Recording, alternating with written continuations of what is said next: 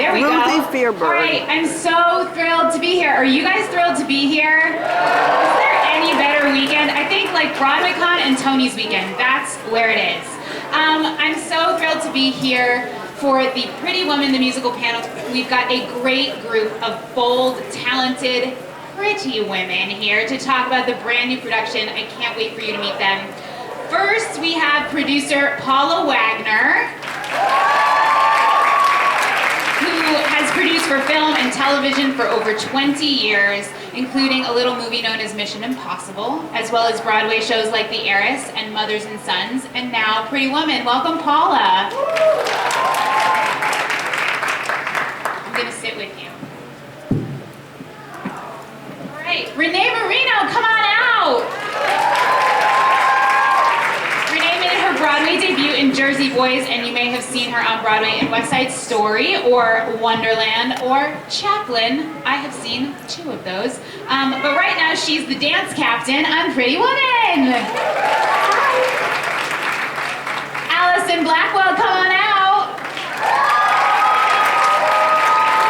Allison made her Broadway debut in The Lion King and has been in Broadway's Porgy and Bess and A Night with Janis Joplin, and now she is bringing the house down as Violetta, the opera diva in Pretty Woman, as well as other roles.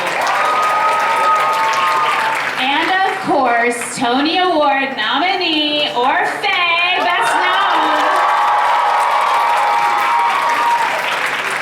known for her Broadway turn as Paulette in Legally Blonde, the musical. I know, right? And is now tearing it up on stage at the Nederlander Theater as Kit DeLuca. Wave to her phone and her look.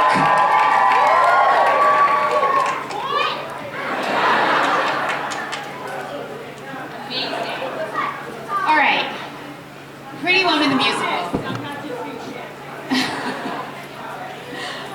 I want to start by talking about the idea of bringing the movie to the stage and bringing it here now. I have loved this movie for so long. My grandmother, it's her favorite picture. She will watch that movie till she's gone. And so many people feel the same way. So Paula, if you could talk first. There's so much going on in this cultural moment, especially, that people were, wary of, like, what's this going to be? Are you going to touch my favorite movie? Can you touch my favorite movie? How? Talk to me about bringing it now. First of all, I'm thrilled to be sitting up here with this amazing group of women. These 3 women and the rest of the women in our cast, every night, 8 shows a week, bring to life the most indelible and incredible characters. So you have to see them all do what they do. So thank you. Thank you, and we get to be headed up by this amazing Pretty Woman. I know, how amazing is it to have a lead producer who's a woman on your show? It's the best. Amazing. Really. So, of course, there's controversy. There was controversy about this show in 1990 when it came out. But this is a show that is one of the most beloved movies of all times, comedies, romantic comedies. And it's left, frankly, an indelible impression on people. So, of course, taking it on is a task. You want to do this right. Gary Marshall, who was an extraordinary man. The director of the original film. He was the director and the person who brought to life the original film, which was written by J.F. Lawton, and Gary Marshall and J.F. Lawton made the movie, but wrote the book for this musical.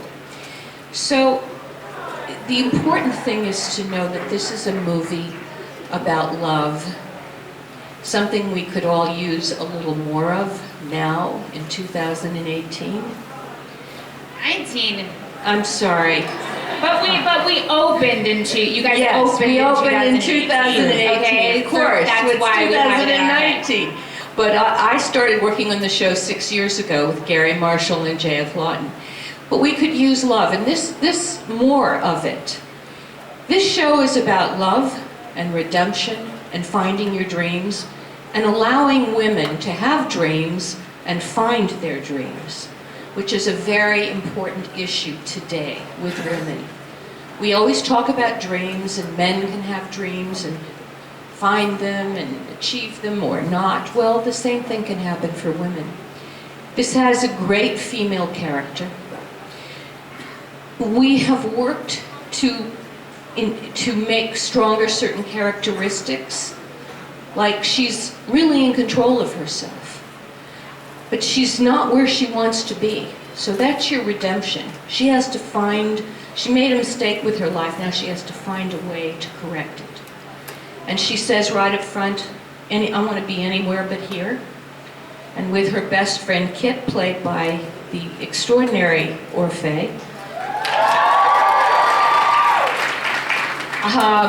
the two of them together figure out who they are, and they realize they'll do it on their own, take control of their lives. They are not going to let people tell them who they are. They will tell themselves who they are and other people who they are. Well, there's that line in the show that we were Yes. talking about. I'm so tired of letting everyone else define a woman's worth. That's it. That's this moment right there. And that is a very critical point of what this show is about.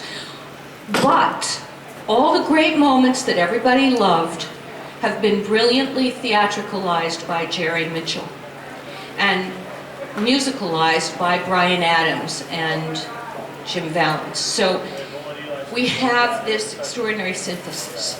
But at the bottom line, she says, I can't go back in the second act. I'm not going back. I may have done something that I'm not proud of or happy of, but I retained my soul. I am who I am, and I'm going to go on. And when after the two of them realize these two unlikely people, and that's what this story's about, two people that you could never imagine could fall for each other, when they fall in love, she is able to turn to him and say, no, it has to be on my terms. Right. And in so many ways, this is true from the movie, that he's the exterior picture of success, but he is really the one who's lost. She's the one with the agency. She's the one who comes in and makes a business deal and says, I know exactly what I want, and this is, what I'm asking for it, and take it or leave it, buddy. She's a great negotiator, as you can see. Absolutely. She negotiates her terms and demands that they're followed and accepted. How do you all feel? So- You three women in this show, and you work through the development process with Jerry, and like we've been saying, Pretty Woman can have there are so many different perspectives about it. What was your perspective going in, and what is your perspective now, having worked on it and created through it? Well, I always felt that the movie and the show is about self-love first, before loving a man or anyone else that you want to love. So for me, just reading the script for the first time and hearing the music, I immediately was connected to the idea of loving myself more. And that's the journey that she goes on throughout the show, and that's the journey of us ensemble. We aid in that, being Violetta, being Mary Pat. We are letting her go through her journey of finding her own self-love. And until you love yourself, you can't love anybody else.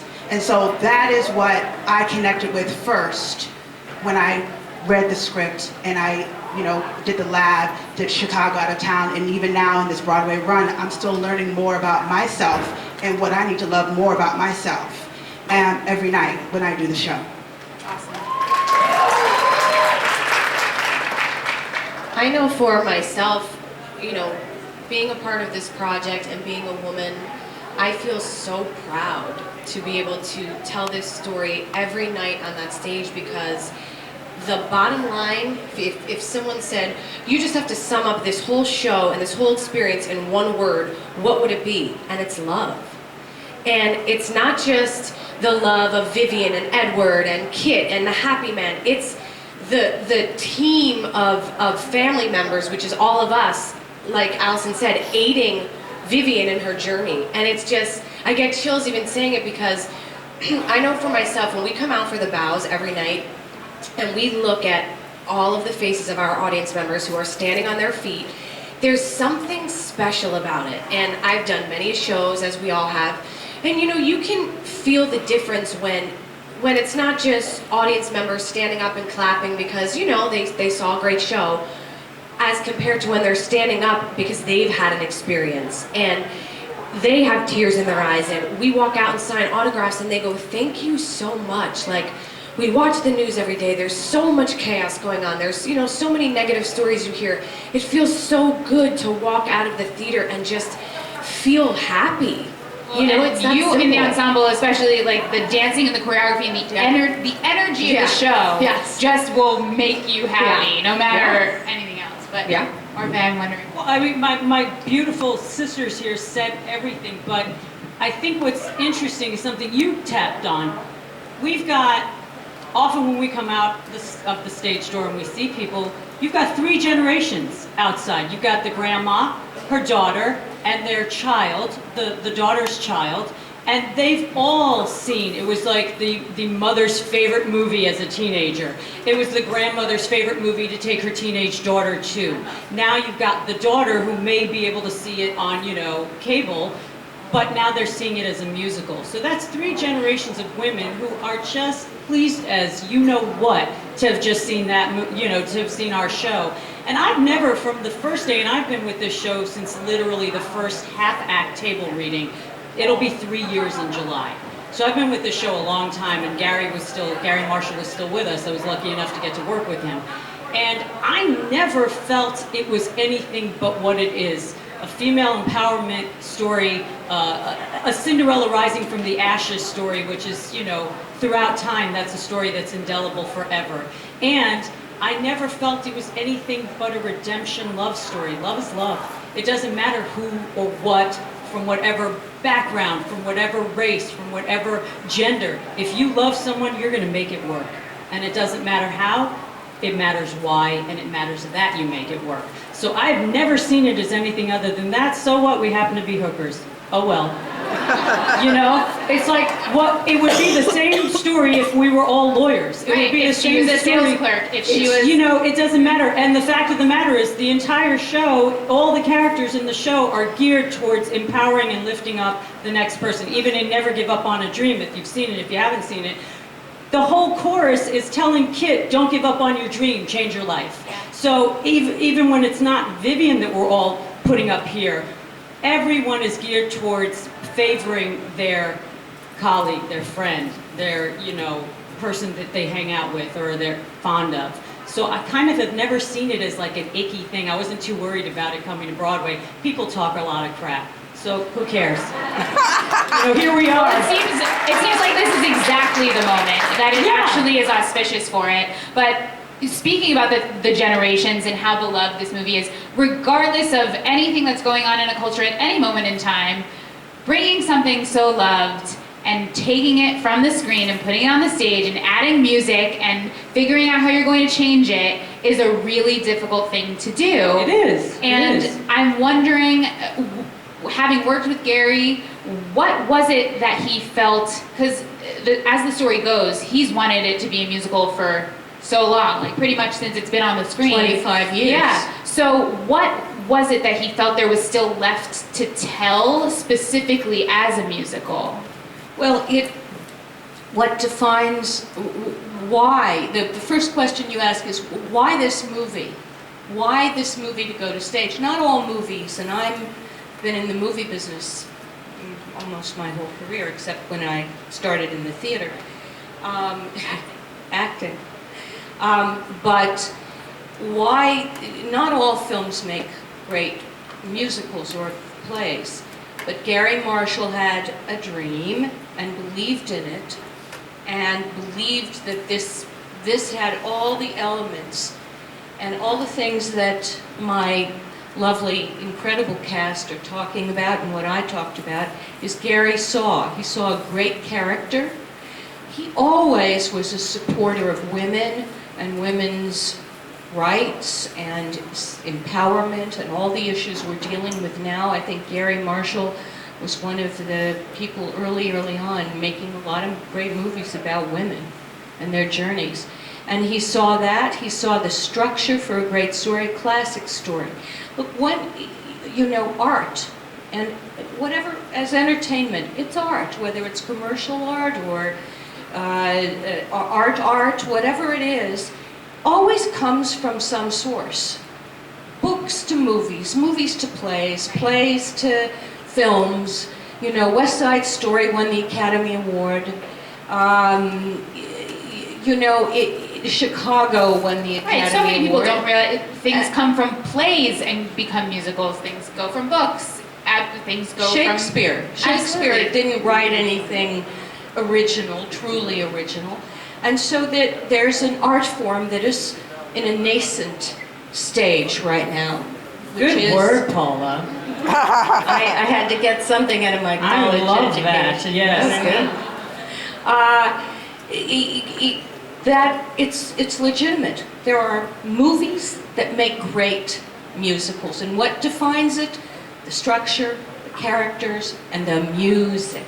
And we have the great fortune of having Bryan Adams and his longtime person who wrote with him, and Jim Vallance, of course, who has written many songs that you all know. And he's an artist unto himself, but Bryan Adams, we all know as the great Bryan Adams performer, and I think you feel the flavor and you feel the homage to the 80s, because this show takes place in those magical moments of the late 80s. Yeah. Orfeh, you mentioned 3 years ago you had half a script. What were those early script conversations like? Things that you have to have in there, things that are flexible. Your character has a much more developed arc in this show. That's true. That's my fault. But the thing to go off of what Paula was saying, also you have to remember there are some movies that you watch, and I know I think a lot of you have seen this film. You're looking at the characters, and everything in film is takes and extreme close-ups, and you're kind of begging for this flourish. Those are the movies that wind up becoming great musicals because you get the flourish. You want those characters to burst into song, and clearly you can't have them do that in a movie that isn't a musical movie. And then you kind of get the payoff with a musical. And I think those are the musicals that wind up becoming successful based on films, because these characters generally are larger than life, but there's only so much you can do when it's this, So that's just a touch on your nascent conversation. But as far as listen, here's the short of it, because I can sit here for hours and break it down for you. But the thing about a movie that was such a big hit, kind of like Rocky and things of that nature, where they're iconoclastic films that are in the zeitgeist forever, you wind up coming to the theater and you go, well, why am I going to the theater? I can see this film 100 times a day for free on basic cable. The reason you go to the theater to see something like this is because you're going to get more. You're going to get an original score, you're going to get new actors, you're going to get new spins and takes on the characters. But what changes the game is that you're going to go and you're going to get to see these characters in a much larger spectrum. And at the same time, you walk in and you walk out and you go, oh, now I know this about this character, now I know this about this character. And as far as what we got a lot of flack, again, by those idiots that you don't really pay any attention to, we got a lot of flack for having a lot of the movie in the show. What I get flack for is, why didn't you say Reach, Bev, Wilch? Yep. So you can't kind of win for losing. You have to split the difference. But I will tell you now, I fought to get Cinda fucking Rella in the show. I was just gonna say. Because I can't have it without it. There are certain iconic lines, or it was like Andy always references to Andy Carl, my husband, you may know him. He always references the fact that there was a time where he wasn't doing the Rocky voice in Rocky. And I was very clear, I'm not bossy, but I was very clear. I said, you can't imitate Sylvester Stallone, but if you don't give the audience what it is that they loved about Rocky, you're screwed. That's it, it's done. So if we were to do this show and leave out certain, like the jewelry box.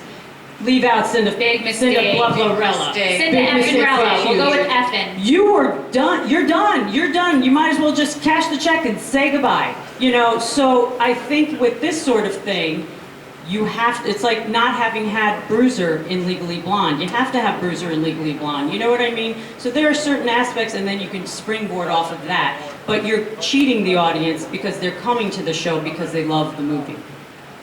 To stick with you for just one more moment. Thank you. The one person was like.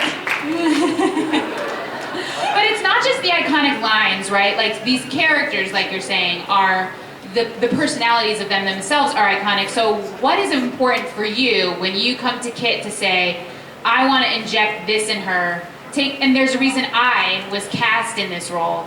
Let's bring this piece of me to her. I think well, other than the profession, I think I'm very much like Kit in the sense that I'm a very big champion of my friends. I'm a very big I think that's why I wind up in the roles that I wind up in, because that's very much who I am. I'm always rooting for the people in my life. I'm always wishing better and more, and I don't care if it means Andy has to go to London for 6 months and I'm not going to see him, or Allison has to go somewhere else, or Renee has to go somewhere else, or Paula has to do another movie and not cast me in it. It's okay. You know, but you know, I think that's what I relate to Kit, is she doesn't care. She knows that if she betters or helps better Vivian's life, she's going to lose Vivian, but she's willing to make that sacrifice. You know, I think that's where we are very much alike. But right? I mean, is there more to that? I have to say, if you've seen the show, and if you haven't, see it. It's to see these lovely ladies, and there's a whole cast of people that aren't here, including some men. Yeah, we invite them too to be on stage. But when Orfeh starts to sing, watch out, the back of the house of the theater starts to vibrate. She's phenomenal on stage. Thank you. So speaking of expansions and blowing roofs off of theaters, that opening number, Welcome to Hollywood, was that was the moment from the very beginning. You're like, all right, I'm strapped in for the ride, because Eric Anderson, one of the men in this show, you guys expanded the character. He was a blip, and yet we all loved him. What's your dream? What's your dream, right? If you've seen the movie, you know that guy. Now he's a full character, and he's our guide for the show. But tell me about putting together that opening number, especially with like the Jerry Mitchell choreography and the setting the stage for the musical that is pretty.